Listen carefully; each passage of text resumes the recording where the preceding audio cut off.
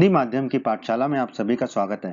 दोस्तों, इस वीडियो में हम एनसीईआरटी के कक्षा 10वीं के गणित की प्रश्नावली 3.5 के सभी प्रश्नों को हल करेंगे। प्रश्न एक, इस प्रश्न के 4 भाग है दोस्तों। पहले प्रश्न को समझ लेते हैं।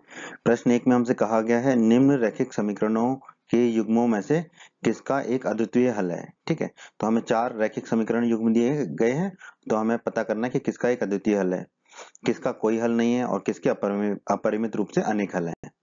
ठीक है, तो पहले तो हमें बताना है कि रैखिक समीकरण युग्म जो दिया गया है उसका अद्वितीय हल होगा या कोई हल नहीं होगा या अनेक हल होंगे।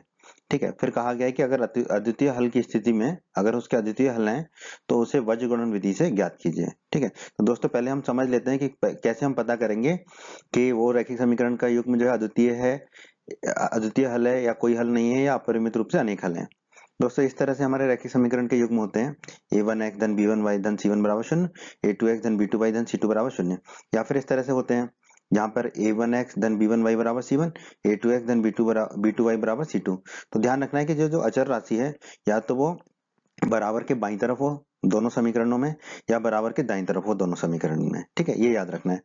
ऐसे हमें समीकरण अगर नहीं दिए तो इस तरह से हमें परिवर्तित करके बनाने होंगे। ठीक है, जो दोनों समीकरणों में अचर राशि जो है या तो बाईं तरफ हो या दाईं तरफ हो, ये ध्यान रखना है। ठीक है, फिर दोस्तों अध्याय 3 के परिचय के वीडियो में हमने पढ़ा था कि अगर a1 बटे a2 का जो अनुपात है वो b1 बटे b2 के अनुपात के बराबर नहीं है तो हम कह सकते हैं कि इसका केवल एक हल होगा, अर्थात अद्वितीय हल होगा।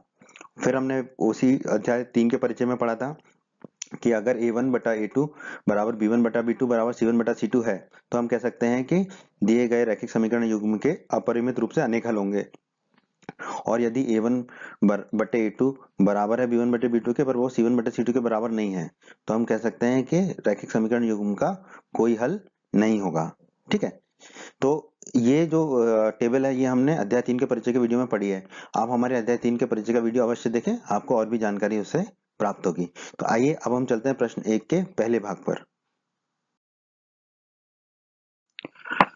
आइए दोस्तों प्रश्न 1 के भाग 1 को हल कर लेते हैं। प्रश्न 1 के भाग 1 में हमें दो समीकरण दे रखे हैं। पहला समीकरण है x माइनस 3y माइनस 3 बराबर 0 और दूसरा है 3x माइनस 9y माइनस 2 बराबर 0। अचर राशि जो है इसमें जो है तीनों पद जो है बराबर के बाईं तरफ है दोनों समीकरण में। ठीक है, तो हम आगे बढ़ते हैं। a1 a2 a1 b1 c1 लिखते हैं पहले। तो पहले समीकरण के लिए x का गुणांक क्या है, पहले समीकरण में x है तो x का गुणांक हो गया 1, तो a1 हो जाएगा 1। y का गुणांक क्या है, y है यहाँ पे -3y। ठीक है, तो y का गुणांक है -3 तो b1 हो जाएगा -3 और अचर राशि क्या है -3 तो c1 हो जाएगा -3। अब दूसरे समीकरण में चलते हैं। 3x तो x का गुणांक है 3 तो a2 हो जाएगा 3। ठीक है, फिर लिखा है -9y। ठीक है, तो y का गुणांक हो जाएगा -9 यानी कि b2 हो जाएगा हमारा -9। ठीक है, और अचर राशि है हमारी -2 तो c2 हो जाएगा हमारा -2। ठीक है, अब हम अनुपात निकालते हैं a1 बटा a2। a1 बटा a2 कितना होगा, 1/3। ठीक है, b1 बटा b2 निकाल लेते हैं। b1 बटा b2 कितना होगा, -3 बटे -9। माइनस से माइनस काट सकते हैं हम। ठीक है, तो बचेगा 3/9 और 3/9 ऊपर नीचे 3 का भाग देंगे तो ऊपर 1 नीचे 3 बचेगा, क्योंकि 9 में 3 का भाग देंगे तो 3 बचेगा। तो b1 बटा b2 आ जाएगा हमारा 1/3। अब आप देखिए a1 बटा a2 और b1 बटा b2 दोनों बराबर हैं और 1/3 के हैं बराबर। तो अब हमें c1 बटा c2 निकालना पड़ेगा। अगर ये बराबर नहीं होते तो हमें c1 बटा c2 नहीं निकालना पड़ता। ठीक है, तो अब हमें c1 बटा c2 निकालना पड़ेगा। c1 बटा c2 कितना होगा, -3 बटे -2, माइनस से माइनस कट जाएगा तो c1 बटा c2 आएगा 3/2। तो अब कुछ नहीं कट सकता c1 बटा c2 में। ठीक है, तो अब आप देखिए a1 बटा a2 और b1 बटा b2 तो 1/3 के बराबर हैं दोनों। ठीक है, परंतु c1 बटा c2 है 3/2 तो c1 बटा c2 के बराबर नहीं है ये। तो हम कह सकते हैं कि a1 बटा a2 जो है वो b1 बटा b2 के बराबर तो है पर वो c1 बटा c2 के बराबर नहीं है। तो जैसा कि अभी हमने प्रश्न के शुरुआत में ही देखा था, अगर ऐसी स्थिति आती है तो हम कह सकते हैं रैखिक समीकरण युग्म का कोई हल नहीं होगा। ठीक है, कोई हल नहीं होगा तो हमें हल निकालना भी नहीं है। हमें हल कब निकालना है, जब अद्वितीय हल हो। ठीक है, पर इस प्रश्न के इस भाग में रैखिक समीकरण युग्म का कोई हल नहीं होगा, तो प्रश्न के पहले भाग का यही उत्तर हो जाएगा हमारा। अब हम चलते हैं प्रश्न के दूसरे भाग पर। प्रश्न 1 भाग 2। भाग 2 में हमें समीकरण दे रखा है 2x धन y बराबर 5 और 3x धन 2y बराबर 8। अब देखिए अचर राशि दोनों में जो है दाईं तरफ है और बाकी x और y के पद बाईं तरफ है। ठीक है, तो हम आगे बढ़ते हैं। पहले समीकरण में क्या है, 2x तो x का गुणांक है 2 तो a1 हो जाएगा 2। फिर है धन y तो y का गुणांक हो गया 1 तो b1 हो जाएगा 1। ठीक है, और अचर राशि क्या है 5 तो c1 हो जाएगा 5। फिर है दूसरा समीकरण 3x, 3x में x का गुणांक हो गया 3 तो a2 हो जाएगा 3। ठीक है, धन 2y ठीक है, तो y का गुणांक है 2, तो b2 हो जाएगा 2 बराबर 8। अचर राशि 8, तो c2 हो जाएगा 8। ठीक है, अब हम अनुपात निकाल लेते हैं। a1 बटा a2 कितना हो जाएगा, 2/3। ठीक है, कुछ कट नहीं सकता तो ये 2/3 ही रहेगा। b1 बटा b2 कितना हो जाएगा, 1/2। अब आप देखिए 2/3 और 1/2 तो बराबर है नहीं आपस में, तो हम कह सकते हैं फिर अब हमें c1 बटा c2 निकालने की आवश्यकता ही नहीं है, क्योंकि a1 बटा a2 जो है b1 बटा b2 के बराबर आया नहीं। और अगर a1 बटा a2 b1 बटा b2 के बराबर नहीं है, तो हमने प्रश्न के शुरुआत में ही पढ़ा था, ऐसी स्थिति में जो है रैखिक समीकरण युग्म का जो है एक अद्वितीय हल होगा। ठीक है, जब भी a1 बटा a2 b1 बटा b2 के बराबर ना हो, तो रैखिक समीकरण युग्म का एक अद्वितीय हल होता है। ठीक है, तो एक तो ये उत्तर हो गया हमारा। और प्रश्न में कहा गया है कि अगर अद्वितीय हल की स्थिति है तो उसे वज्रगुणन विधि से ज्ञात कीजिए। तो हम प्रश्न के दूसरे भाग को अब वज्रगुणन विधि से इसके हल ज्ञात करेंगे। तो आइए दोस्तों, प्रश्न एक के भाग 2 का जो है अद्वितीय हल है, तो इस स्थिति में हमें अब वज्रगुणन विधि से इसका हल ज्ञात करना है। ठीक है, वज्रगुणन विधि से हल ज्ञात करने के लिए दोस्तों पहले हमें जो रैखिक समीकरण है, दोनों रैखिक समीकरण, उनको बराबर शून्य के रूप में लिखना होता है। ठीक है, तो हम क्या करना होगा, पहले समीकरण में 5 को बाईं तरफ लाएंगे तो ऋण का 5 हो जाएगा, तो ये हो जाएगा 2x धन y ऋण 5 बराबर 0। ठीक है, यही काम हमें दूसरे समीकरण में करना होगा, तो 8 को बाईं तरफ लाना पड़ेगा, 3x धन 2y माइनस 8 बराबर 0। मतलब कि जितने भी पद हैं उनको बाईं तरफ रखना है, दाईं तरफ सिर्फ शून्य होगा दोनों समीकरण में, दाईं तरफ सिर्फ शून्य होगा और बाईं तरफ सारे पद होंगे। ठीक है, अब हम देख लेते हैं पहले समीकरण में x का गुणांक कितना है, 2x, तो 2 है तो a1 हो गया 2, धन y का गुणांक कितना है 1, तो b1 हो जाएगा 1। और अचर राशि कितनी दिख रही है यहाँ पे, -5, तो c1 हो जाएगा -5। ठीक है, ये याद रखिए। फिर दूसरे समीकरण में 3x, तो x का गुणांक है 3, तो a2 हो जाएगा 3, धन 2y। ठीक है, तो y का गुणांक है 2, तो b2 हो जाएगा हमारा 2। ठीक है, ऋण 8। ठीक है, तो अचर राशि है ऋण के 8, तो c2 हो जाएगा ऋण का 8। ठीक है, अब दोस्तों अध्याय 3 के परिचय के वीडियो में हमने पढ़ा था कि जो वज्रगुणन विधि है उसका सूत्र ये होता है। ठीक है, जो मैंने आपसे कहा था आप याद कर लो, x के बट्टे में होता है b1c2 माइनस b2c1, y में होता है बट्टे में c1a2 माइनस c2a1, और 1 के बट्टे में होता है a1b2 माइनस a2b1। ठीक है, अब हम मान रख देते हैं। ठीक है, अब आप देखिए x के बट्टे में क्या है, b1c2, b1 है 1 और c2 है -8, तो हमने लिख दिया 1 गुणा -8, फिर है माइनस का चिन्ह तो हमने माइनस का चिन्ह लगा दिया, फिर है b2c1, b2 है 2, c1 है -5, तो 2 गुणा -5 लिख दिया। अब हम आगे बढ़ते हैं y बटे। ठीक है, तो y बटे में क्या है, c1a2, c1 है -5 तो हमने -5 लिख दिया, a2 है 3 तो हमने 3 लिख दिया, माइनस का चिन्ह है तो माइनस का चिन्ह लगा दिया। फिर है c2a1, c2 है हमारा -8 तो हमने -8 लिख दिया, a1 है 2 तो हमने 2 लिख दिया। ठीक है, अब 1 के बट्टे में चलते हैं। ठीक है, 1 के बट्टे में क्या है हमारा a1b2, a1 है 2, b2 है 2 तो हमने लिख दिया 2 गुणा 2, माइनस है तो माइनस का चिन्ह लगा दिया। फिर है a2b1, a2 है 3, b1 है 1 तो हमने लिख दिया 3 गुणा 1। ठीक है, अब हम जो 1 बटे में है उसको थोड़ा सा हल कर लेते हैं, 1 के बट्टे में जो है। ठीक है, 2 गुणा 2 कितना होगा 4, और 3 गुणा 1 होगा 3, तो 1 बट्टे क्या हो जाएगा 4 माइनस 3, 2 गुणा 2 4 हो जाएगा, 2 गुणा 2 4 हो गया, और 3 गुणा 1 3 हो गया, ये होगा 1/4 माइनस 3। 4 में से 3 जाएगा तो कितना बचेगा 1, तो ये हो जाएगा 1/1, 1/1 होता है 1। ठीक है, इसको हमने थोड़ा सरल कर लिया। अब हम इनको भी सरल कर लेंगे, जो x के बट्टे में है y के बट्टे में है। ठीक है, अब आप देखिए x के बट्टे में क्या है, 1 गुणा -8 तो कितना हो जाएगा -8, और ये -2 गुणा -5 कितना हो जाएगा धन के 10। ठीक है, क्योंकि माइनस से माइनस कटेगा और 2 पंजे 10 होता है। ठीक है, उस तरह y में देखिए, y बट्टे क्या है -5 गुणा 3, -5 गुणा 3 कितना हो जाएगा -15, और ये है माइनस गुणा -8 गुणा 2, तो माइनस से माइनस कटेगा, 8 गुणा 2 कितना होगा 16, तो ये हो जाएगा धन के 16 बराबर 1। अब इसको और हल कर लेते हैं, तो x बटे 10, ये 10 है ये -8 है, तो 10 में से 8 जाएंगे तो बचेंगे 2, तो ये हो जाएगा x बटे 2। उसी प्रकार y में ये 16 है धन का, ये 15 है ऋण का, तो 16 में से 15 जाएगा तो 1 बचेगा, तो ये हो जाएगा y बटा 1, बराबर में 1 है ही, तो बराबर में 1 आ गया। अब हम क्या करेंगे, जो x बटे 2 है उसको 1 के बराबर रख देंगे एक बार, तो x बटे 2 को 1 के बराबर रख देंगे, तो 2 दाईं तरफ जाएगा तो ऊपर चला जाएगा, तो x बराबर हमारा आ गया 2। अब क्या करेंगे, y बटा 1 है उसको भी 1 के बराबर कर देंगे, y बटा 1 को 1 के बराबर कर देंगे, y बटा 1 तो y ही होता है, तो y बराबर हमारा कितना हो जाएगा 1। ठीक है, x और y के मान ज्ञात हो गए, तो ये आ गया हमारा हल। ठीक है, इस तरह से हमने प्रश्न 1 के भाग 2 को हल कर दिया। प्रश्न 1 भाग 3, इसमें भी हमें दो समीकरण दिए हैं, दोनों समीकरणों में जो अचर राशि है वो बराबर के दाईं तरफ है। ठीक है, तो हम आगे बढ़ते हैं। पहला समीकरण है 3x माइनस 5y बराबर 20, दूसरा है 6x माइनस 10y बराबर 40। तो पहले समीकरण क्या है का x का गुणांक क्या है 3x, तो a1 हो जाएगा हमारा 3, फिर है -5y, यानी कि y का गुणांक है -5, तो b1 हो जाएगा -5 बराबर 20। अचर राशि है 20, तो c1 हो जाएगा 20।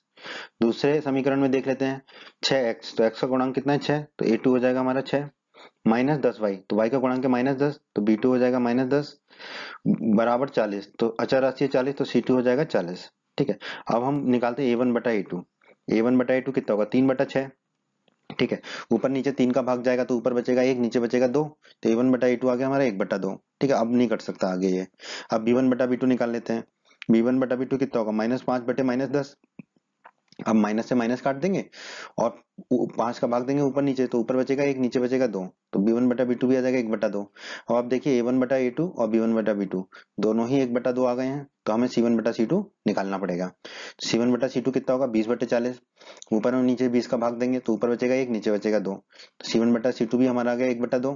तो a1 बटा a2, b1 बटा b2 और c1 बटा c2 तीनों 1 बटा 2 आ गए, तो हमने लिख दिया a1 बटा a2 बराबर b1 बटा b2 बराबर c1 बटा c2। और दोस्तों हम जानते हैं, हमने इस प्रश्न के शुरुआत में ही पढ़ा था कि अगर ये तीनों बराबर है अनुपात, तो रैखिक समीकरण युग्म के क्या होंगे, अपरिमित रूप से अनेक हल होंगे। तो हमारे प्रश्न के इस भाग का यही उत्तर है कि अपरिमित रूप से अनेक हल होंगे। अगर अद्वितीय हल होता तो हम उस हल को निकालते वज्रगुणन विधि से, पर अपरिमित रूप से अनेक हल होंगे, यही उत्तर होगा प्रश्न के इस भाग का। अब हम चलते हैं प्रश्न के चौथे भाग में। एक भाग 4, प्रश्न एक के भाग 4 में हमें दो समीकरण दिए हैं, x माइनस 3y माइनस 7 बराबर 0 और 3x माइनस 3y माइनस 15 बराबर 0। ठीक है, दोनों में ही जो अचर राशि है वो बाईं तरफ है बराबर के। ठीक है, तो अब हम शुरू करते हैं। समीकरण एक क्या है, x माइनस, तो x का गुणांक क्या है 1, तो a1 हो जाएगा 1 माइनस 3y। ठीक है, तो y का गुणांक कितना है -3, तो b1 हो जाएगा -3 माइनस 7, अचर राशि है -7, तो c1 हो जाएगा -7।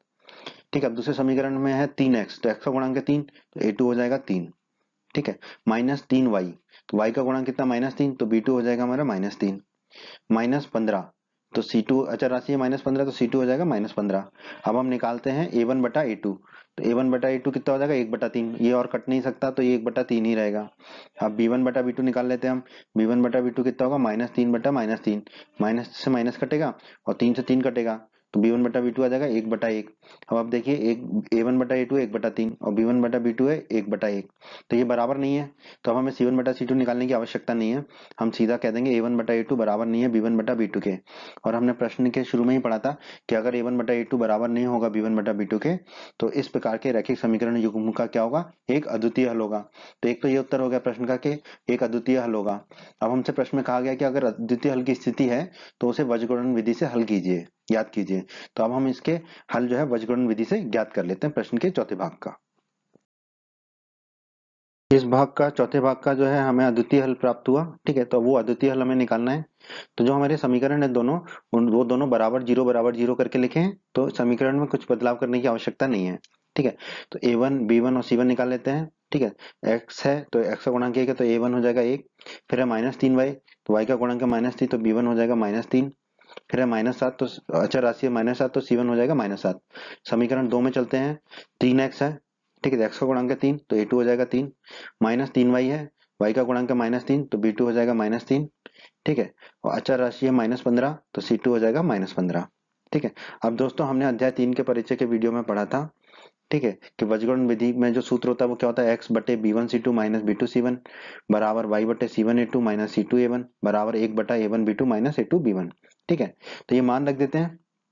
तो x बटे b1 c2, b1 है -3 तो -3 रख दिया, c2 है -15 तो -15 रख दिया, फिर है माइनस का चिन्ह, फिर है b2 c1, b2 है -3 तो -3 रख दिया, c1 है -7 तो -7 रख दिया। अब चलते हैं y बटे में, y के बटे में c1 a2। ठीक है, c1 है हमारा -7 तो -7 रख दिया, a2 है हमारा 3 तो 3 रख दिया, फिर माइनस का चिन्ह है तो माइनस का चिन्ह लगा दिया, फिर है c2 a1, c2 है -15 तो -15 लिख दिया, a1 है 1 तो 1 लिख दिया। अब चलते हैं 1 के बटे में। ठीक है, 1 के बटे में क्या है a1 b2, a1 है 1 b2 है -3, तो 1 गुणा -3 लिख दिया, फिर माइनस का चिन्ह है तो माइनस का चिन्ह लगा दिया, फिर है a2 b1, a2 है 3 और b1 है -3, तो 3 गुणा -3 कर दिया। ठीक है, अब हल कर लेते हैं सबको। x के बटे को देख लेते हैं, -3 गुणा -15 कितना होगा 45। ठीक है, अब ये देखिए यहाँ पे 1 2 3 माइनस है, तो 2 माइनस तो कटेंगे आपस में, फिर तीसरा रह जाएगा, तो माइनस का चिन्ह तो रह जाएगा, पर ये कितना हो जाएगा 3 सत्ते 21, तो -21 हो जाएगा। y के बटे में चलते हैं। -7 गुणा 3 कितना होगा? -21, 7 या 21। फिर ये माइनस से माइनस कट जाएगा और 15 गुणा 1 हो जाएगा 15, तो ये हो जाएगा धन के 15 बराबर 1 के बटे में चलते हैं। 1 गुणा -3 हो जाएगा -3, और ये है -3 गुणा -3 हो जाएगा धन के 9, 3 या 9। ठीक है, अब 45 में से 21 जाएगा तो कितना बचेगा हमारा? 24, तो x बटे आ जाएगा हमारा 24। उसी तरह y में देखिए, -21 धन 15, 21 माइनस के 21 और धन के 15, तो कितना होगा? -6, तो y बटे -6 हो जाएगा। 1 के बटे में देख लेते हैं, -3 धन 9, 9 में से 3 जाएगा तो बचेगा 6। ठीक है, अब x बटा 24 को हम 1 बटा 6 के बराबर रख लेते हैं। ठीक है, x बटा 24 को रख लिया 1 बटा 6 के बराबर। ठीक है, तो x कितना हो जाएगा हमारा? 24 बटा 6। 24 में 6 का भाग देंगे तो x हमारा आ जाएगा 4। ठीक है, अब हम क्या करेंगे? y बटे -6 को 1 बटा 6 के बराबर रख लेंगे। y बटा -6 को 1 बटा -6 के बराबर रख लिया। -6 को दाईं तरफ ले जाएंगे तो ऊपर चला जाएगा, तो y आ जाएगा -6 बटा 6। ठीक है, 6 में 6 का भाग जाएगा तो 1 बचेगा, तो y बराबर आ जाएगा हमारा -1। ठीक है, तो x बराबर 4 आ गया, y बराबर -1 आ गया। यही हमारा हल है प्रश्न के इस भाग का।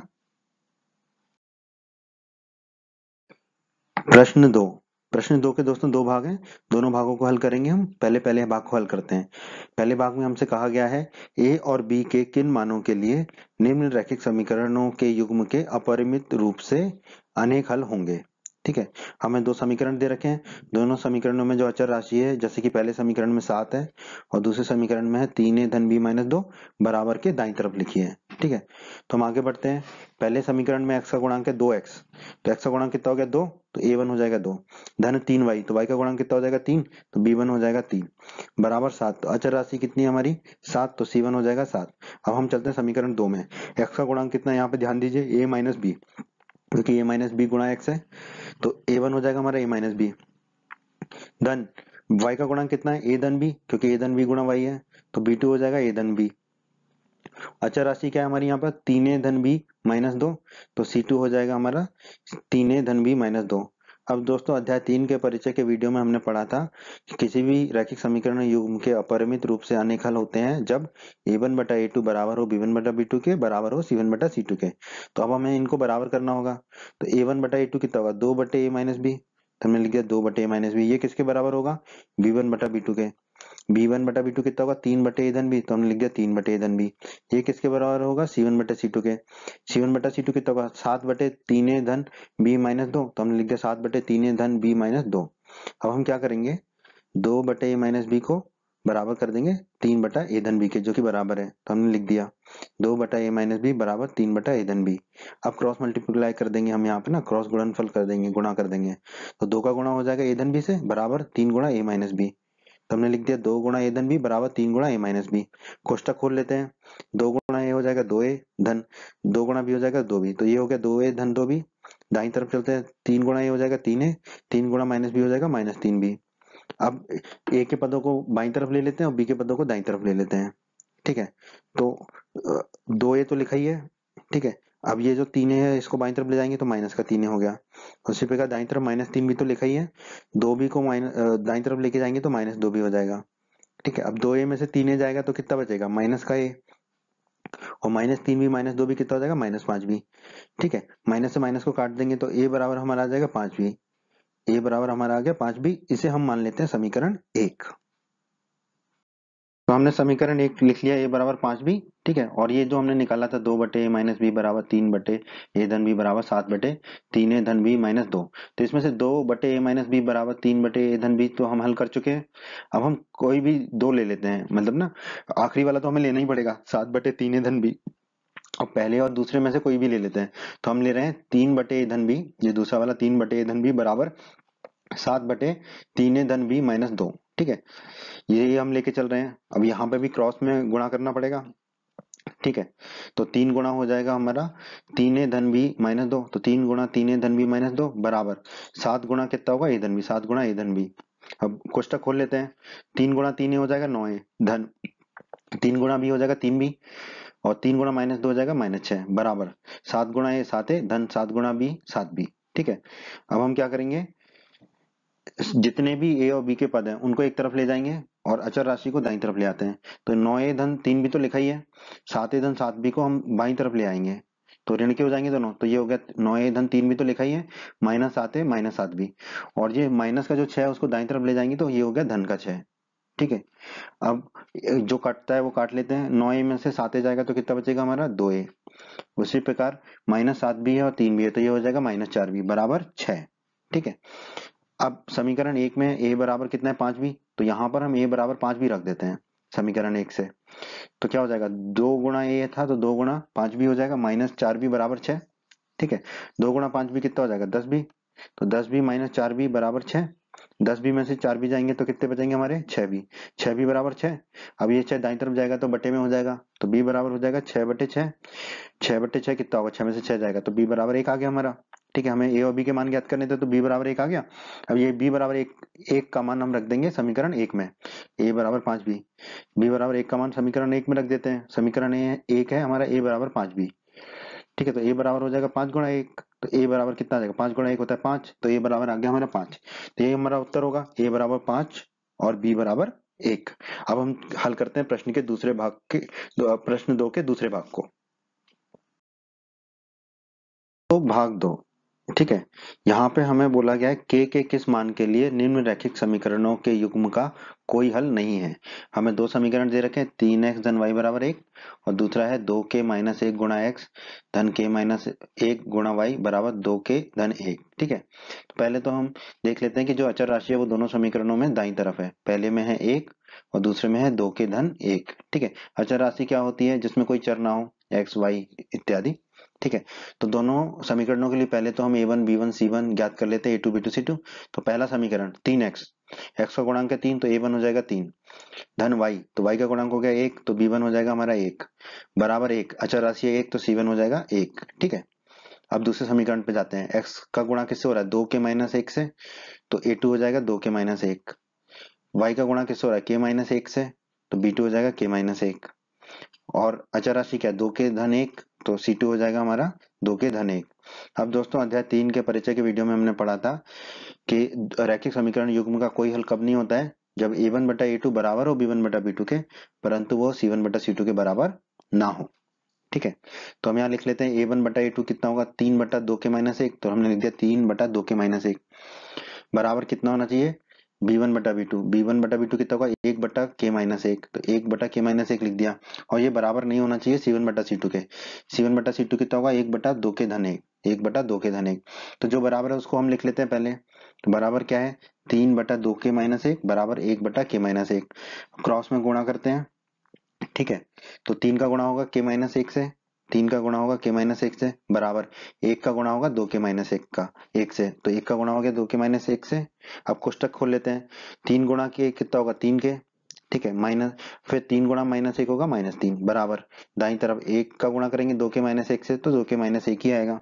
ठीक है, अब ये जो 2k है उसको हम बाईं तरफ ले आएंगे तो माइनस के 2k हो जाएगा, तो ये हो जाएगा 3k माइनस 2k, और ये जो माइनस का 3 है उसे दाईं तरफ ले आएंगे तो ये धन का 3 हो जाएगा, तो दाईं तरफ होगा -1 धन 3, 3k में से 2k जाएगा तो बचेगा k।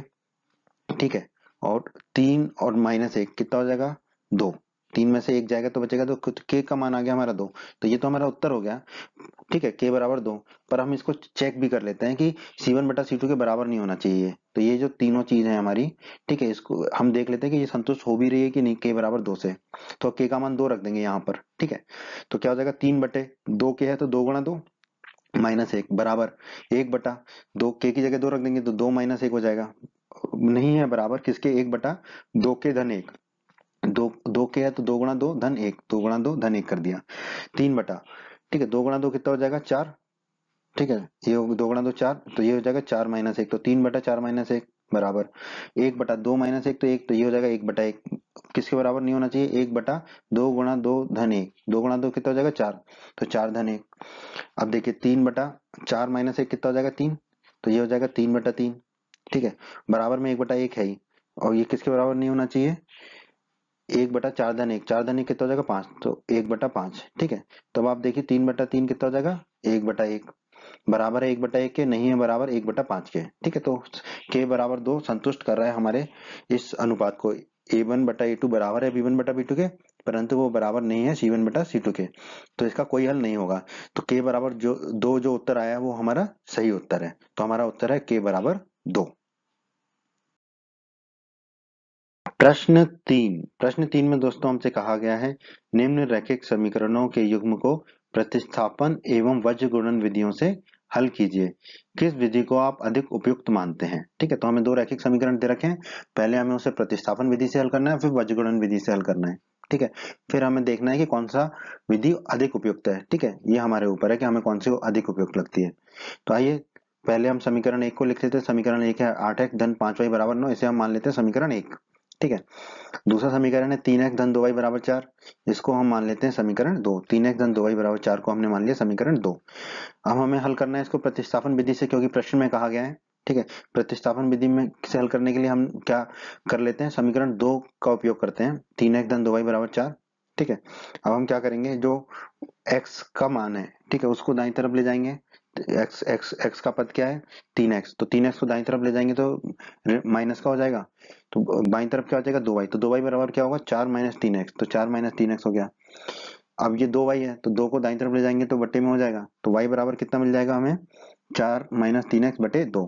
ठीक है, अब ये जो y का मान आया है इसे हम समीकरण 1 में रख देंगे, 2 में तो नहीं रख सकते क्योंकि 2 से तो निकाला ही है, तो y का मान समीकरण 1 में रख देते हैं। समीकरण 1 है हमारा 8x धन 5y बराबर 9, y की जगह रख देंगे 4x माइनस 4 माइनस 3x बटे 2, 4 माइनस 3x बटे 2 रख देंगे। ठीक है, तो 8x तो वही रहा, 5y है तो 5 गुणा 4 माइनस 3x बटे 2 लिख दिया बराबर 9। ठीक है, अब ये 8x के बटे में कुछ भी नहीं है, तो 8x का गुणा 2 से कर देंगे तो 2 गुणा 8x, तो पूरे के बटे में 2 आ जाएगा। ठीक है, पूरे के बटे में 2, और ऊपर क्या है 5 गुणा 4x 4 माइनस 3x और बराबर में 9 है। ठीक है, अब 2 गुणा 8x कितना हो जाएगा हमारा 16x। ठीक है, 5 गुणा 4 हो जाएगा 20, और 5 गुणा माइनस 3 हो जाएगा माइनस 15x, और ये जो 2 है उसे दाईं तरफ ले जाएंगे तो ऊपर चला जाएगा, 9 से गुणा हो जाएगा, 9 गुणा 2। ठीक है, 16x में से 15x जाएगा तो कितना बचेगा x। ठीक है, और ये 20 है ही, और 9 गुणा 2 कितना हो जाएगा 18। अब ये 20 को दाईं तरफ ले जाएंगे तो ऋण का हो जाएगा, तो x बराबर कितना होगा 18 माइनस 20, 18 में से 20 गया तो कितना बचेगा -2, x बराबर आ गया हमारा -2। अब ये x बराबर -2 का मान हम कहीं भी रख सकते हैं, समीकरण 1 या समीकरण 2। ठीक है, हम रख देते हैं समीकरण 2 में। ठीक है, समीकरण 2 है हमारा 3x धन 2y बराबर 4, x की जगह रख देंगे हम -2, तो ये हो जाएगा 3 गुणा -2 धन 2y बराबर 4, वैसे की वैसे ही लिख दिया। 3 गुणा -2 हो जाएगा हमारा -6, तो ये होगा -6 धन 2y बराबर 4। अब -6 को दाईं तरफ ले जाएंगे तो धन का 6 हो जाएगा, तो 2y बराबर कितना बचेगा 4 धन 6, 4 धन 6, 4 और धन 6 कितना होता है 10, 2y बराबर हो जाएगा 10। 2 को दाईं तरफ ले जाएंगे तो बटे में चला जाएगा, तो y बराबर हो जाएगा 10 बटे 2। ठीक है, 10 में 2 का भाग देंगे तो y प्राप्त हो जाएगा हमें 5, x तो -2 मिला था, y मिल गया 5। ठीक है, तो ये उत्तर हो गया हमारा प्रतिस्थापन विधि से। अब हम इसी प्रश्न को हल करेंगे वज्र गुणन विधि से। तो अब इस प्रश्न को हम वज्र गुणन विधि से हल कर लेते हैं, जैसा हमें प्रश्न में कहा गया है। ठीक है, तो वज्र गुणन विधि से हल करने के लिए हमें क्या करना होता है, सभी पदों को पहले बाईं तरफ लिखना होता है। ठीक है, तो वज्र गुणन विधि से हल करेंगे तो 8x धन 5/9 को बाईं तरफ ले जाएंगे तो -9 बराबर 0। ठीक है, इसको हम मान लेंगे समीकरण 3। ये वज्रगुणन विधि के लिए ये आवश्यक है कि सभी पद बाईं तरफ हो, बराबर में 0 हो। यही हम करेंगे समीकरण 2 के लिए, तो 4 जो है बाईं तरफ आके -4 हो जाएगा, तो 3x धन 2y -4 बराबर 0 हो जाएगा, इसे हम मान लेंगे समीकरण 4। ठीक है, अब समीकरण 3 में जो है 8x, तो x का गुणांक कितना है 8, तो a1 हो जाएगा हमारा 8, फिर धन 5y, तो y का गुणांक है 5, तो b1 हो जाएगा 5, -9, तो c1 हो जाएगा, अचर पद 9 है तो c1 हो जाएगा हमारा -9। ठीक है, अचर पद -9 है तो c1 हो जाएगा हमारा -9। अब समीकरण 2 में चलते हैं, 3x, तो x का गुणांक कितना है 3, तो a2 हो जाएगा 3, धन 2y, y का गुणांक है 2 तो b2 हो जाएगा 2, -4, अचर राशि है -4 तो c2 हो जाएगा हमारा -4। ठीक है, अब दोस्तों अध्याय 3 के परिचय के वीडियो में हमने ये सूत्र पढ़ा था, x बटे b1 c2 minus b2 c1 बराबर y बटे c1 a2 minus c2 a1 बराबर 1 बटा a1 b2 minus a2 b1। एक एक करके मान रख लेते हैं, तो x बटे b1 c2, b1 है 5, c2 है -4, तो 5 गुणा -4, फिर माइनस का चिन्ह है तो माइनस का चिन्ह लगा दिया, फिर b2 c1, b2 है 2, c1 है -9, तो हमने लिख दिया 2 गुणा -9। ठीक है, अब y बटे क्या c1 a2, c1 है -9, a2 है 3, तो -9 गुणा 3, माइनस का चिन्ह है तो माइनस का चिन्ह लगा दिया, फिर है c2 a1, c2 है -4 और a1 है 8, तो -4 गुणा 8 लिख दिया, फिर 1 बटा a1 b2, a1 है 8, b2 है 2, तो 8 गुणा 2, माइनस का चिन्ह है तो माइनस का चिन्ह लगा दिया, a2 b1, a2 है 3, b1 है 5, तो 3 गुणा 5 कर दिया, ठीक है। अब जो एक के बटे में जो है उसको हल कर लेते हैं। 1/8 गुणा 2 कितना हो जाएगा 16, तो हमने लिख दिया 16। -3 गुणा 5 15 हो जाएगा, 15 लिख दिया। 16 में से 15 जाएगा तो बचेगा 1, तो ये हो जाएगा 1/1। 1/1 होता है 1। ठीक है। अब x के जो बटे में उसको हल कर लेते हैं। 5 गुणा -4 -20 हो जाएगा, 5 चौके 20 -20। ये -2 गुणा -9 धन का 18 हो जाएगा। ठीक है। फिर ये y बटे -9 गुणा 3 -27, 9 तिया 27 होता है तो माइनस का चिन्ह आ जाएगा। फिर ये माइनस का चिन्ह बाहर है, ये माइनस से माइनस कटेगा और 8 चौक कितना हो जाएगा 32, तो धन के 32 हो जाएगा। बराबर 1 हम निकाल चुके हैं, ये बराबर 1 कर दिया। अब x बराबर -20 धन 18 कितना होगा -2, तो ये हो जाएगा x बटे -2। और y में कहता है -27 धन 32, तो 32 में से 27 जाएगा तो बचेगा 5, तो y बटे 5 बराबर में 1 है ये हमारा। ठीक है। अब हम क्या करेंगे, x बटे -2 बराबर 1 लिख देंगे। x बटे -2 बराबर 1 लिखा, -2 जाएगा ऊपर दाईं तरफ, तो x बराबर हमें कितना मिल जाएगा -2। उसी प्रकार y बटे 5 बराबर लिख देंगे 1। y बटे 5 बराबर 1 लिख दिया, 5 दाईं तरफ जाएगा तो ऊपर चला जाएगा, तो y बराबर हमारा आ जाएगा 5। ठीक है। तो यही हमारा उत्तर होगा। ठीक है। वज्रगुणन विधि से x बराबर -2 y बराबर 5, उत्तर तो हमारा वही आया। ठीक है। कौन सी विधि आपको अधिक उपयुक्त लगी दोस्तों? व्यक्तिगत रूप से मुझे तो प्रतिस्थापन विधि और विलोपन विधि ज्यादा उपयुक्त लगती है वज्रगुणन विधि से। और बात करें अगर प्रतिस्थापन विधि और विलोपन विधि में, तो उसमें भी मुझे विलोपन विधि अधिक उपयुक्त लगती है। पर अलग अलग लोगों को अलग अलग विधियां उपयुक्त लग सकती हैं। ठीक है। पर हमने तीनों विधियां सीख ली हैं, प्रतिस्थापन विधि भी, विलोपन विधि भी और वज्रगुणन विधि भी। आपको जो उपयुक्त लगे आप उस विधि का उपयोग कर सकते हैं, अगर विधि के बारे में कुछ ना कहा गया हो। लेकिन ये अगर प्रश्न में कहा गया है कि प्रतिस्थापन विधि से हल करना है वज्रगुणन से, तो आपको उन्हीं विधियों से हल करना होगा, तभी आपको अंक मिलेंगे। ठीक है। तो प्रश्न 3 में इतना ही है दोस्तों। प्रश्न 4 दोस्तों, प्रश्न 4 के जो है 5 भाग है, हम सभी भागों को हल करेंगे। ठीक है। प्रश्न 4 में हमसे कहा गया है निम्न समस्याओं में रैखिक समीकरणों के युग्म बनाइए। ठीक है। तो हमें 5 समस्या दी गई है, सबके रैखिक समीकरणों के युग्म बनाने हैं, अर्थात हमें 2 रैखिक समीकरण बनाने हैं और उनके हल यदि उनका अस्तित्व हो तो किसी बीजगणितीय विधि से ज्ञात कीजिए। तो यहाँ पर कह दिया गया है कि किसी भी बीजगणितीय विधि से हम हल ज्ञात कर सकते हैं। प्रतिस्थापन विधि से भी कर सकते हैं, विलोपन विधि से भी कर सकते हैं और वज्रगुणन विधि से भी कर सकते हैं। ठीक है। जो भी हमें आसान लगेगी दोस्तों। व्यक्तिगत रूप से वज्रगुणन विधि को मैं ज्यादातर इस्तेमाल नहीं करता हूं, तो हम इन प्रश्नों को प्रतिस्थापन विधि से और अधिक से अधिक प्रश्नों को जो है विलोपन विधि से हल करेंगे। ठीक है। जो भी आसान लगेगा उससे हल करेंगे। ठीक है। तो आ जाते हैं हम प्रश्न के पहले भाग पर। प्रश्न के पहले भाग में हमसे कहा गया है एक छात्रावास, छात्रावास मतलब हॉस्टल होता है जहां बच्चे रहते हैं, एक छात्रावास के मासिक व्यय का एक भाग नियत है। ठीक है। मतलब छात्रावास जो हॉस्टल में जो बच्चे रहते हैं उसका जो मासिक व्यय है, मतलब महीने का जो किराया है, उसका एक भाग नियत है, मतलब फिक्स है, तथा शेष इस पर निर्भर करता है कि छात्र ने कितने दिन भोजन लिया। तो मान लीजिए आप हॉस्टल में रहते हैं छात्र। ठीक है। तो वहां पर मान लेते हैं कि किराया, घर रहने का, कमरे का किराया नियत है और बाकी इस बात पर निर्भर करता है कि कितने दिन भोजन लिया, खाना खाया। ठीक है। जब एक विद्यार्थी ए को 20 दिन भोजन करता है तो 1000 रुपए छात्रावास के व्यय के लिए अदा करने पड़ते हैं। ठीक है। तो 20 दिन खाना खाता है तो उसे नियत किराया और 20 दिन के खाने का जो है 1000 रुपए देने पड़ते हैं। जबकि एक विद्यार्थी बी है जो 26 दिन खाना खाता है, तो उसे कितने रुपए व्यय करने पड़ते हैं 1180 रुपए छात्रावास के लिए। यानी कि उसे जो नियत किराया देना पड़ता है और 26 दिन का खाने का देना होता है, तो वो हो जाता है 1180 रुपए।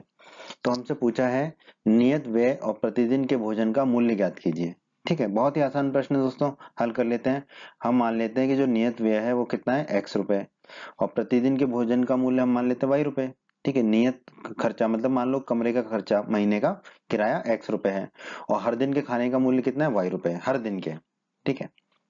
तो दोस्तों हमें दिया गया है विद्यार्थी ए 20 दिन भोजन करता है। ठीक है। तो उसे 1000 रुपए देने पड़ते हैं। ठीक है। तो विद्यार्थी ए को कुल कितना देना पड़ेगा, एक तो नियत किराया देना पड़ेगा x, और 20 दिन के खाने का देना पड़ेगा। एक दिन के खाने का किराया कितना y, तो 20 दिन के खाने का किराया कितना होगा 20y। तो x धन 20y हो जाएगा 1000 रुपए, क्योंकि नियत किराया तो देना ही है किसी कोई भी विद्यार्थी। और फिर जितने दिन खाना खाना खाया उतने दिन का भोजन का मूल्य देना होगा, और प्रतिदिन भोजन का मूल्य y। तो अगर इसने 20 दिन खाना खाया तो कुल कितने दिन खाने का देना पड़ेगा इसको, 20 गुणा y देना पड़ेगा, क्योंकि हर दिन खाने का मूल्य है y। और उसने कितने दिए 1000 रुपए, तो ये हो गया हमारा 1000 रुपए। तो x धन 20y आ गया हमारा 1000 रुपए। इसे हम मान लेते हैं समीकरण 1। अब विद्यार्थी बी जो है वो 26 दिन खाना खाता है, भोजन करता है, तो उसे 1180 रुपए देने पड़ते हैं।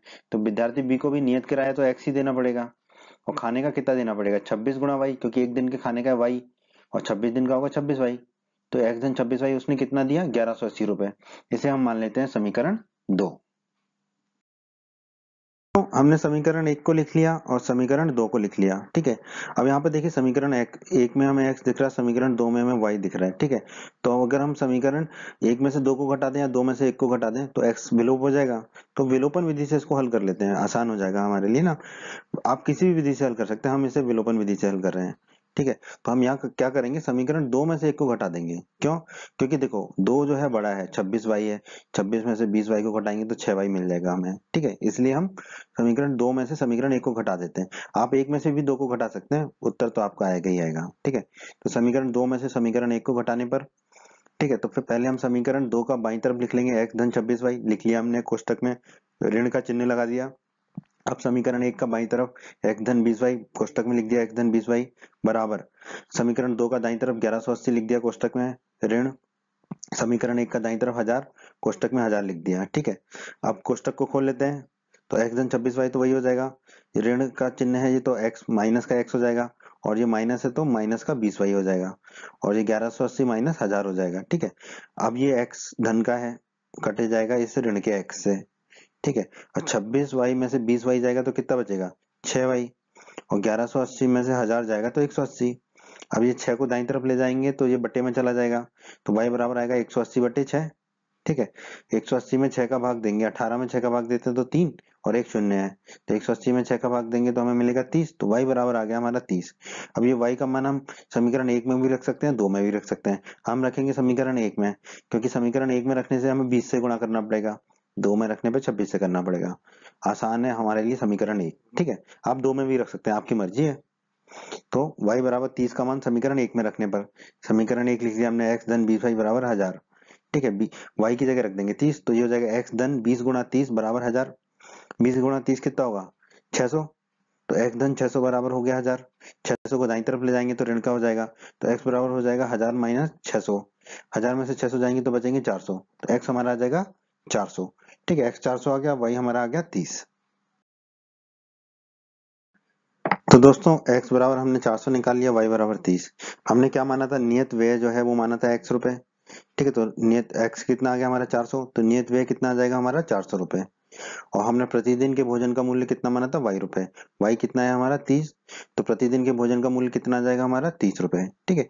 तो यही हमारा उत्तर होगा प्रश्न के पहले भाग का दोस्तों, नियत व्यय 400 रुपए और प्रतिदिन के भोजन का मूल्य 30 रुपए। अब हम चलते हैं प्रश्न के दूसरे भाग पर। 4 का भाग 2, ठीक है।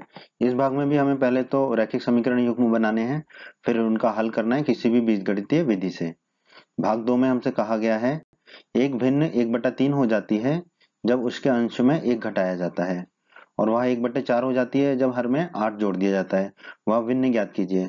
तो ऐसे भिन्न वाले सवालों के लिए हम क्या करते हैं दोस्तों, हम मान लेते हैं कि अंश जो है x है और हर क्या है, y है।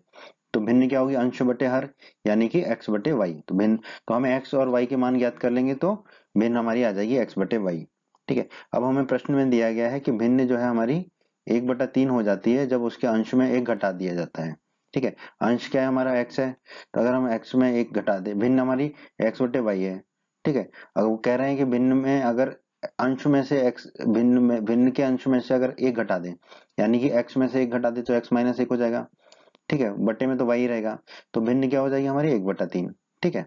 अब यहाँ पर हम क्रॉस में गुणा कर लेते हैं, तो हमारा क्या हो जाएगा, 3 गुणा x माइनस 1 बराबर 1 गुणा y, तो y हो जाएगा।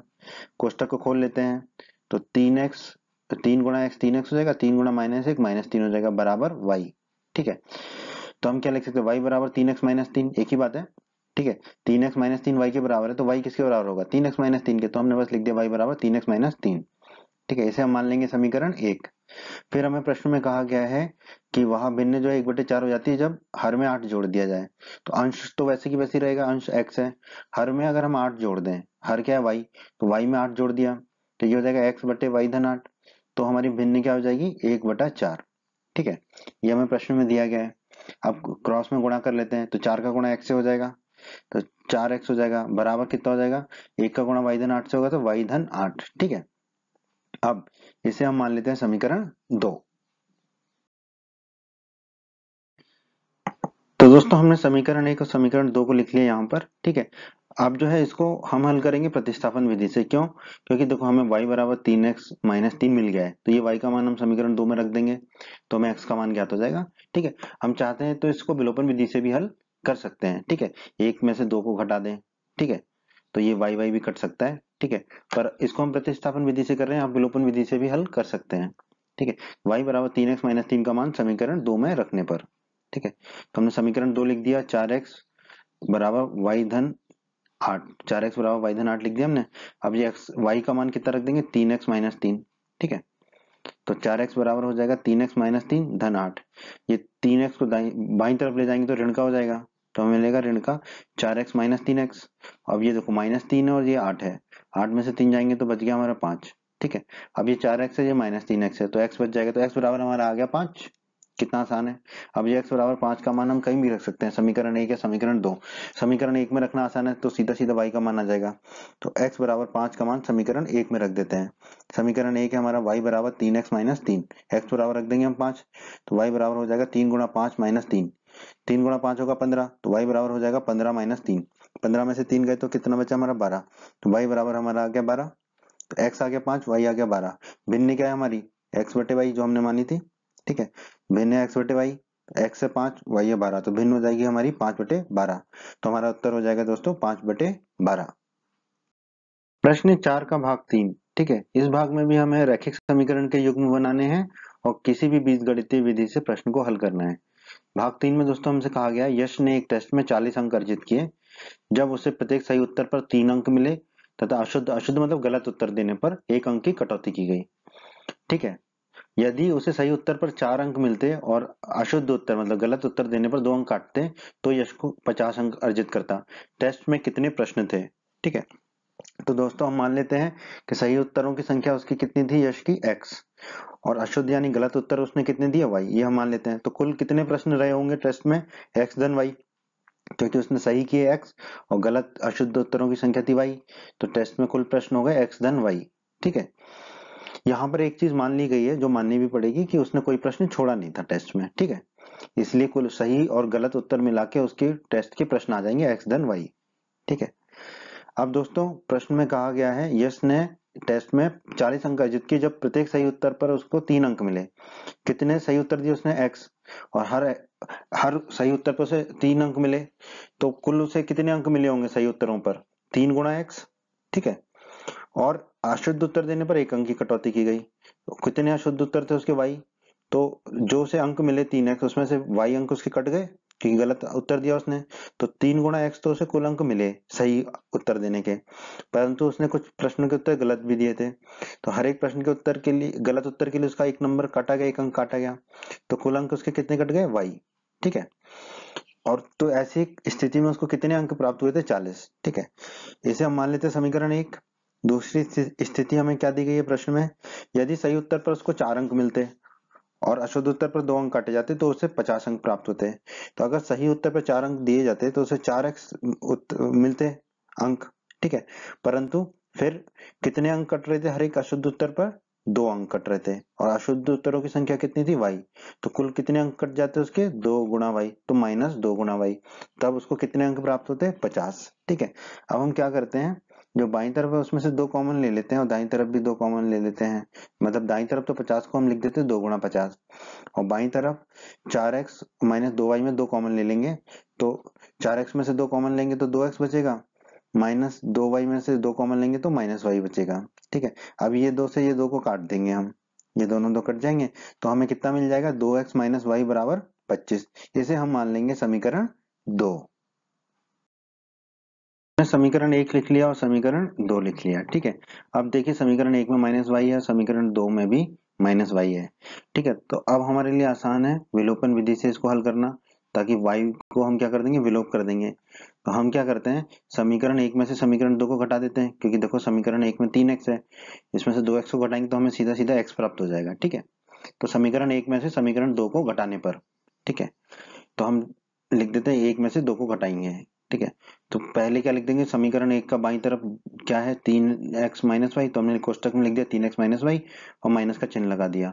फिर समीकरण दो में क्या है बाईं तरफ 2x माइनस वाई, तो हमने कोष्टक में लिख दिया 2x माइनस वाई। फिर बराबर, फिर समीकरण एक में दाईं तरफ क्या 40, तो हमने लिख दिया 40, फिर इनका चिन्ह लगा दिया। समीकरण दो में दाईं तरफ है 25, तो हमने लिख दिया 25। ठीक है, अब हम कोष्टक को खोल देंगे, 3x माइनस वाई तो वही हो जाएगा माइनस 2x, तो ये हो जाएगा माइनस 2x और ये माइनस माइनस ये हो जाएगा धन का y। ठीक है, और 40 में से 25 गए तो 15 बचे। अब आप देखिए ये y ऋण का है और ये y जो है धन का है, तो थैंक यू वेरी मच, आपस में कट पिट जाएंगे ये। ठीक है, अब 3x में से 2x जाएगा तो कितना बचेगा x, तो x बराबर हमारा आ गया 15। ठीक है, very good, wonder of science. अब ये x का मान हम कहीं भी रख सकते हैं, समीकरण एक या समीकरण दो, जहां आपकी मर्जी है। हम रख रहे हैं x बराबर 15 का मान समीकरण दो में। ठीक है, कहीं भी रख सकते हैं, हम समीकरण दो में रख रहे हैं। ठीक है, समीकरण दो लिख दिया हमने, 2x माइनस वाई बराबर 25। ठीक है, x का मान रख देंगे 15, तो ये हो जाएगा 2 गुणा 15 माइनस वाई बराबर 25। 2 गुणा 15 कितना होगा 30, तो ये हो जाएगा 30 माइनस वाई बराबर 25। अब ये 30 को दाईं तरफ ले जाएंगे तो ऋण का हो जाएगा, तो माइनस वाई बराबर कितना हो जाएगा 25 माइनस 30। 25 में से 30 जाएगा तो माइनस 5 बचेगा, तो माइनस वाई बराबर माइनस 5, माइनस से माइनस को हम काट देंगे। ठीक है, तो वाई बराबर हमारा कितना आ जाएगा 5। ठीक है, वाई बराबर हमारा आ जाएगा 5। तो दोस्तों x निकाल लिया हमने 15, y निकाल लिया 5। ठीक है, तो सही उत्तरों की संख्या x हो गई 15, क्योंकि सही उत्तर हमने कितने माने थे x, और अशुद्ध उत्तर हमने माने थे y, तो अशुद्ध उत्तरों की संख्या हो जाएगी y बराबर 5। तो टेस्ट में कुल कितने प्रश्न होंगे x धन y। ठीक है, तो टेस्ट में प्रश्न x धन y होंगे तो x और y को जोड़ देंगे, x है 15 y है 5, तो टेस्ट में प्रश्न हो जाएंगे 15 धन 5, 15 धन 5 कितना होगा 20, तो टेस्ट में प्रश्नों की संख्या कितनी आ जाएगी 20। तो हमारा उत्तर होगा दोस्तों प्रश्न के इस भाग का 20, कि टेस्ट में कुल 20 प्रश्न थे। प्रश्न 4 का भाग 4। ठीक है, इसमें भी हमें पहले रैखिक समीकरण युग्म बनाने हैं, अर्थात दो समीकरण बनाने हैं और फिर किसी भी बीजगणितीय विधि से इसको हल करना है। बहुत ही मजेदार प्रश्न है दोस्तों, और बहुत ही मजेदार तरीके से हम इस प्रश्न को समझेंगे। ठीक है, क्या कहता है प्रश्न 4 का भाग 4, एक राजमार्ग, राजमार्ग को अंग्रेजी में हाईवे कहते हैं। ठीक है, एक राजमार्ग पर दो स्थान ए और बी 100 किलोमीटर की दूरी पर हैं। एक कार ए से तथा दूसरी कार बी से एक ही समय पर चलना प्रारंभ करती हैं। यदि ये कारें भिन्न भिन्न चालों से एक ही दिशा में चलती हैं तो वे 5 घंटे पश्चात मिलती हैं। ठीक है, कि मतलब वो जो दो कारें हैं इसको भी हम और समझेंगे। ठीक है, अगर एक ही दिशा में चलती हैं तो 5 घंटे के पश्चात मिल जाती हैं, और यदि वे विपरीत दिशा में चलती हैं, मतलब एक दूसरे की ओर चलती हैं, तो 1 घंटे पश्चात मिल जाती हैं।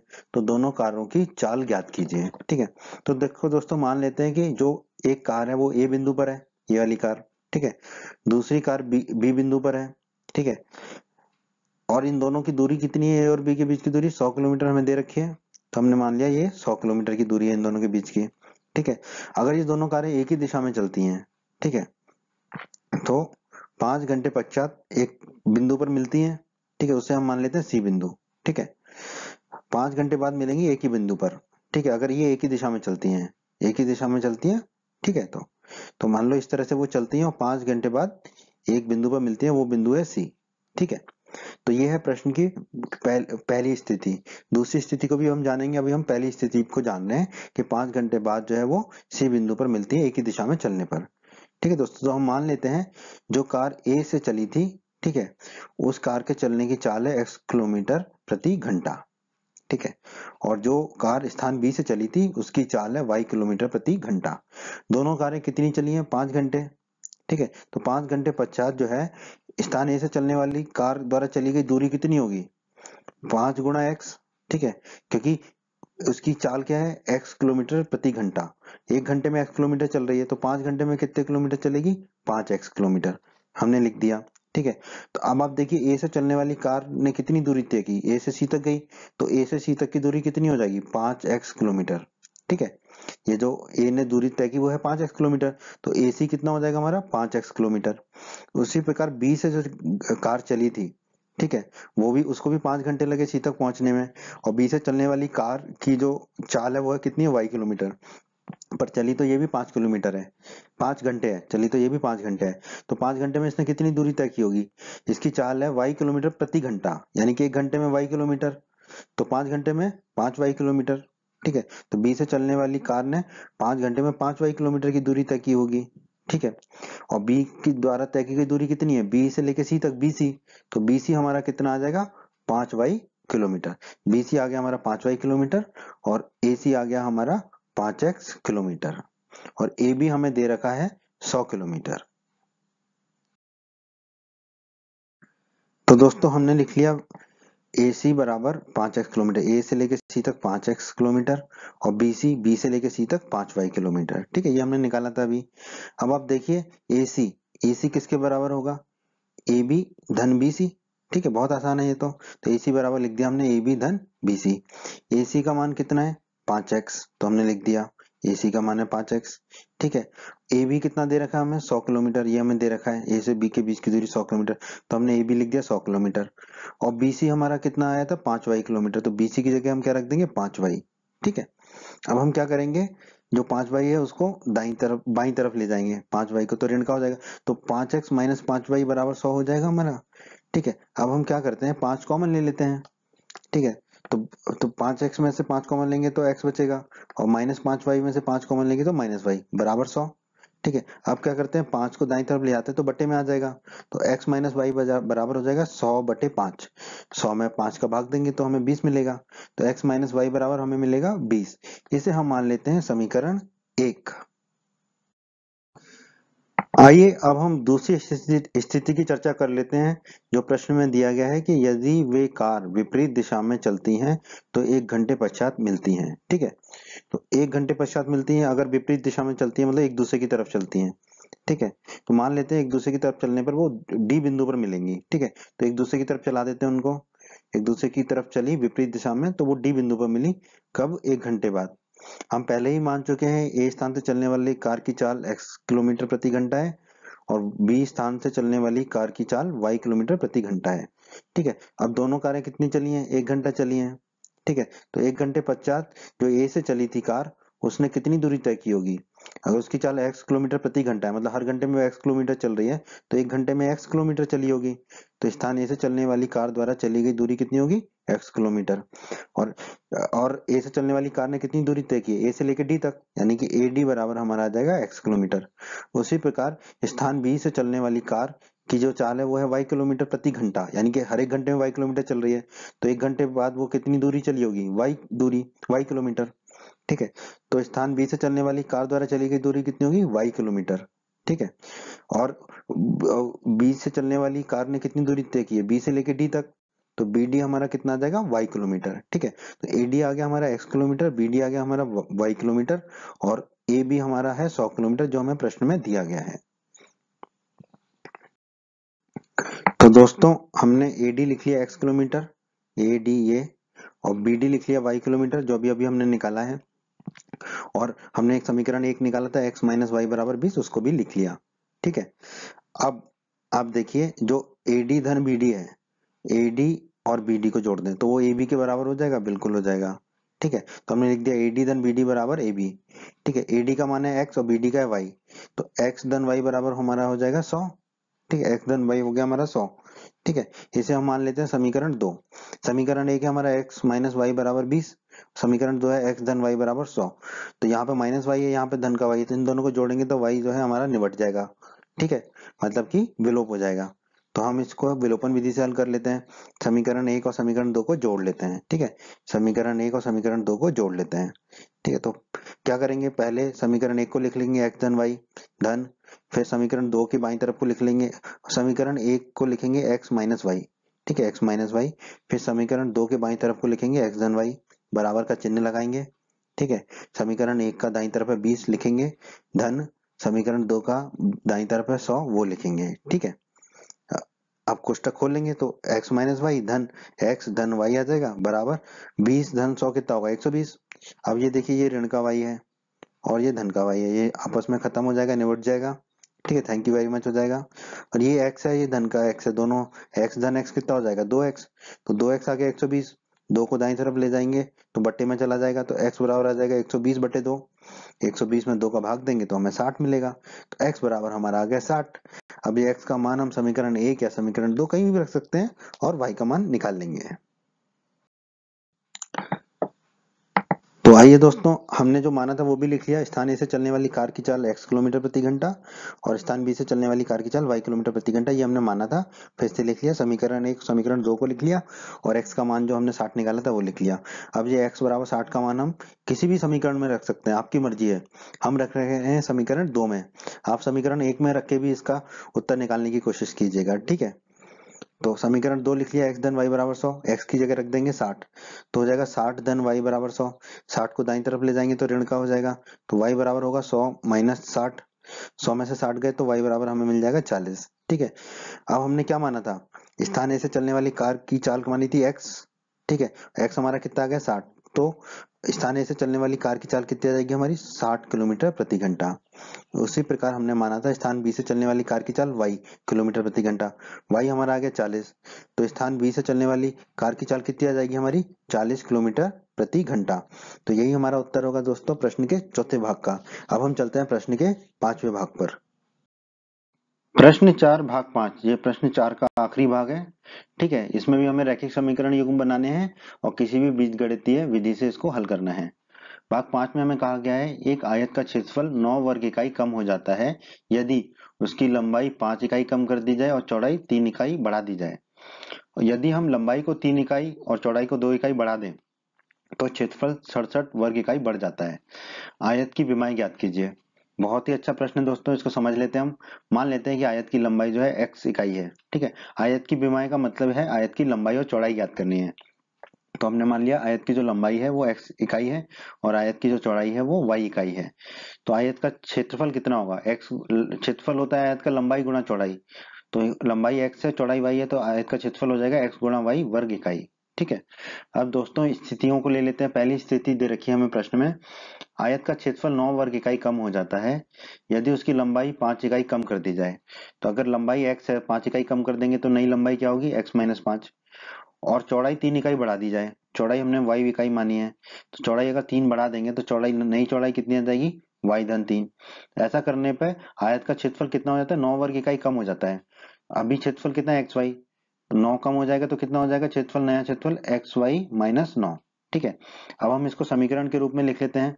नया क्षेत्रफल क्या होगा, नई लंबाई गुणा नई चौड़ाई, ठीक है।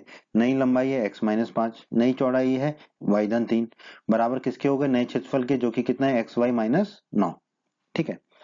अब क्या करते हैं, गुणा कर लेते हैं। x का गुणा y से करेंगे तो xy, ठीक है। x का गुणा 3 से करेंगे तो 3x, माइनस 5 का गुणा y से करेंगे तो माइनस 5y, माइनस 5 का गुणा 3 से करेंगे तो माइनस 15, ठीक है। बराबर में तो xy माइनस 9 हमने लिख दिया, ठीक है। अब क्या करेंगे हम, जो x और y है उसको बाईं तरफ रख लेंगे, 3x माइनस 5y को बाईं तरफ रख लेंगे। ये जो xy है और 15 है उसको दाईं तरफ ले जाते हैं, ठीक है। तो xy, ये वाला xy दाईं तरफ जाएगा तो ऋण का xy हो जाएगा, और ये वाला माइनस 15 दाईं तरफ जाएगा तो धन का 15 हो जाएगा। तो यहाँ क्या बचेगा 3x माइनस 5y, तो ये बचा हमारा 3x माइनस 5y। दाईं तरफ पहले से ही था xy माइनस 9, तो लिख दिया xy minus 9।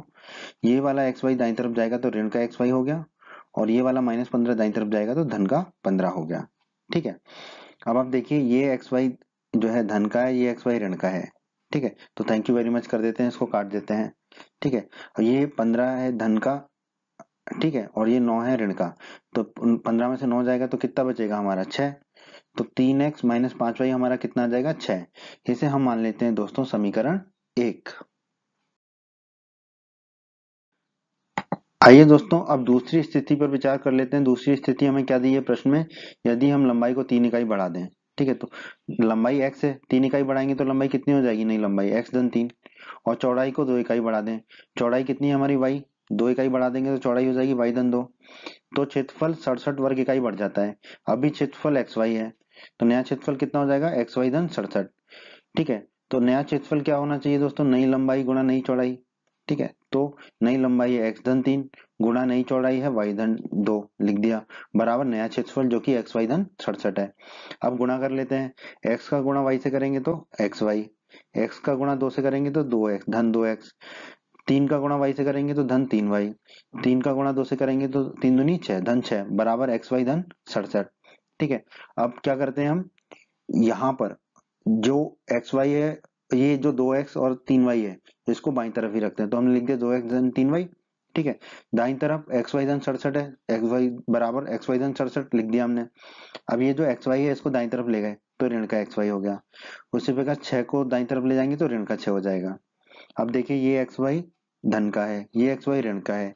Thank you very much, आपस में कट जाएंगे। ठीक है। अब ये 67 धन का है, ये 6 ऋण का है, तो 67 में से 6 जाएगा तो 61 बचेगा। तो 2x धन 3y हमारा आ जाएगा 61, जिसे हम मान लेते हैं समीकरण 2। दोस्तों हमें समीकरण 1 और समीकरण 2 मिल गए। ठीक है। अब हम इसे किसी भी बीजगणितीय विधि से हल कर सकते हैं। ठीक है। मेरी तो जो फेवरेट है वो है विलोपन विधि। ठीक है। तो मैं तो इसे विलोपन विधि से हल कर रहा हूँ। आप चाहें तो प्रतिस्थापन विधि से भी हल कर सकते हैं, वज्रगुणन से भी हल कर सकते हैं, मर्जी आपकी है। तो विलोपन विधि से मैं बता देता हूँ इसको कैसे हल करेंगे। ठीक है। अब यहाँ पर देखिए ये 5y है माइनस का, और ये है 3y। तो अगर 3y में 5 का गुणा कर दें तो 15y हो जाएगा, और 5y में 3 का गुणा कर दें तो 15y हो जाएगा, फिर दोनों को जोड़ देंगे तो y विलुप्त हो जाएगा। क्या करते हैं, समीकरण 1 में 3 का गुणा कर लेते हैं। ठीक है। तो 3 गुणा 3x माइनस 5y बराबर 3 गुणा 6, 3 गुणा 3x हो जाएगा 9x, 3 गुणा माइनस 5y हो जाएगा माइनस 15y बराबर 3 गुणा 6 हो जाएगा 18। ठीक है। इसे हम मान लेंगे समीकरण 3। अब क्या करते हैं, हम समीकरण 2 में जो है 5 का गुणा कर लेते हैं। समीकरण 2 में 5 का गुणा करने पर, ठीक है, 5 गुणा 2x धन 3y लिख दिया हमने, 2x धन 3y बराबर 5 गुणा 61, 5 गुणा 61, 5 गुणा 2x हो जाएगा हमारा 10x, और धन 5 गुणा 3y हो जाएगा हमारा 5 15y बराबर 5 गुणा 61 हो जाएगा हमारा 305। इसको हम मान लेते हैं समीकरण 4। अब ये दोनों समीकरणों को हम जोड़ देंगे तो 15y हमारा उड़ जाएगा। ठीक है। तो समीकरण 3 और समीकरण 4 को जोड़ने पर, ठीक है, जोड़ देते हैं समीकरण 3 और समीकरण 4 को। ठीक है। समीकरण 3 का बाईं तरफ लिख देंगे हम पहले। समीकरण 3 का बाईं तरफ है 9x माइनस 15y, हमने लिख दिया। धन समीकरण 4 का बाईं तरफ है धन 10x धन 15y, तो हमने लिख दिया 10x धन 15y बराबर समीकरण 3 का दाईं तरफ क्या है 18, लिख दिया 18। धन समीकरण 4 का दाईं तरफ क्या है 305, हमने लिख दिया 305। ठीक है। कोष्टक खोल लेते हैं तो 9x माइनस 15y धन 10x धन 15y बराबर 18, जोड़ेंगे 305 में तो 323 आ जाएगा हमारा। ठीक है। अब ये देखिए ये 15 माइनस 15y ऋण का, और ये 15y धन का, दोनों आपस में उड़ जाएंगे। 9x धन 10x कितना बचेगा हमारा 19x बराबर 323। ठीक है। 19 दाईं तरफ जाएगा तो बटे में हो जाएगा, तो x बराबर होगा हमारा 323 बटे 19। 323 में दोस्तों आप 19 का भाग देंगे तो आपको प्राप्त होगा 17। x बराबर हमें मिल गया 17। अब ये x का मान हम समीकरण 1 या समीकरण 2 किसी में भी रख के y का मान ज्ञात कर लेंगे। हमने समीकरण 1 और समीकरण 2 को दोबारा लिख लिया। ठीक है।